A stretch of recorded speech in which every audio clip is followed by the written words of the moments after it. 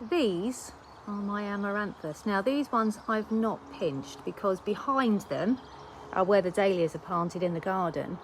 And then behind that, can you see we've got a new fence which is quite brown. So I was thinking that rather than look at the fence, I might like a wall of vibrant Amaranthus. You can see they're flowering beautifully. If you plant them, they will just carry on branching and flowering. If you want to cut a stem like this for cut flowers, you can. Just cut the stem to the length you need it to be, and then wherever you cut it, the plant will then naturally start branching from that point.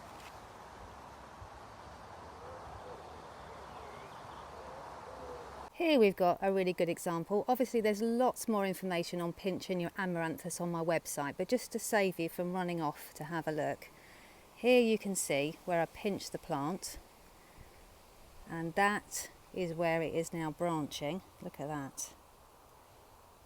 So you can just decide how long you want your stem, where you want the plant to branch, how tall you want it to be. You can just keep picking the flowers all summer, that will keep it under control. But there's the pinch mark, there's the branching. It's looking fabulous.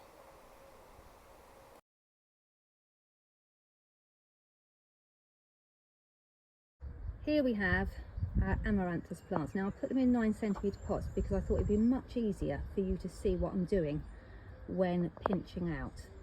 So all we're going to do is we're just going to take out the top section of the plant. Can you see there? That's it. And then what will happen is little side shoots will start appearing from the wound, and you'll end up with a branching of 2 stems rather than just the one. Don't take off too much, don't pinch it all the way down to here, because that is not enough foliage for photosynthesis. Shall we do a green one? This is the cascading variety, so I'm just going to go in there with my snips. Job done. You might be looking at this plant and thinking it's absolutely gorgeous. Why on earth would you want to pinch it out? Well, we've pinched them out usually when they're younger, but as I say, you can cut them now if you want to use them for floristry.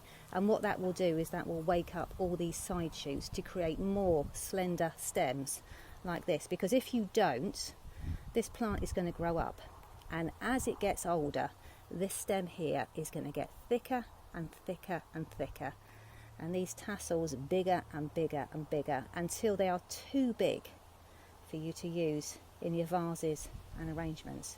So that's the theory behind the pinching.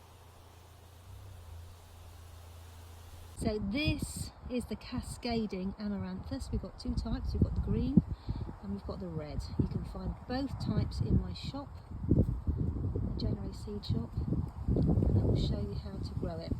So if you're doing a wedding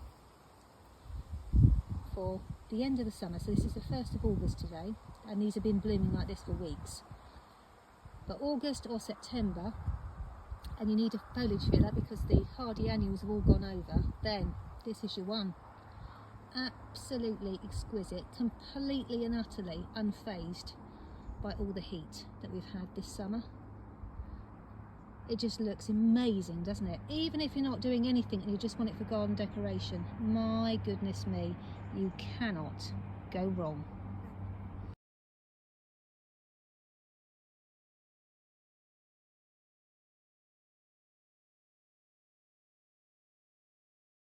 And what you can always do is put your pinched ones at the front and then your unpinched ones at the back. Just give the unpinched ones a bit more space, about 30 centimetres, because they will overall be bigger plants.